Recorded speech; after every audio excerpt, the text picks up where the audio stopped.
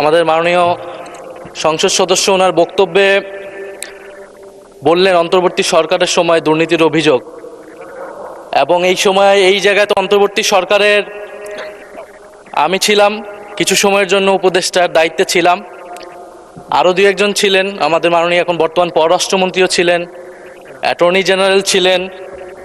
তো আমি তো নির্বাচনের বহু আগেই পদত্যাগ করে চলে এসেছি। এখন দুর্নীতির অভিযোগ যদি উনি বললেন, ওনারাই সরকারে আছেন, ওনাদেরকে এটা প্রমাণ করতে হবে।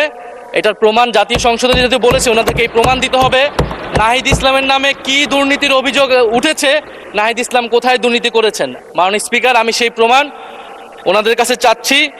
আরেকটি বিষয় মাননীয় স্পিকার, আপনার দৃষ্টি আকর্ষণ করছি, এখানে সবাই জনগণের ভোটেই নির্বাচিত হয়ে এসেছে, সবাই নির্বাচিত প্রতিনিধি।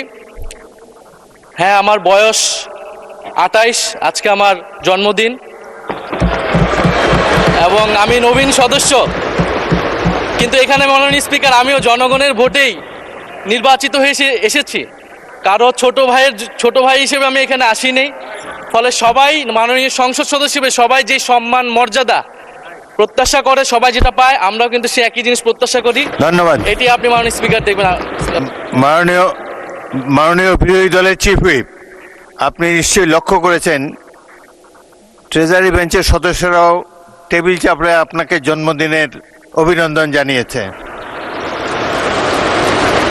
আর প্রতিমন্ত্রী শামা ওবায়দ কারো নাম নিয়ে বলেন নাই, বলেছেন তরুণ সদস্যরা, কারো নাম বলে নাই তো।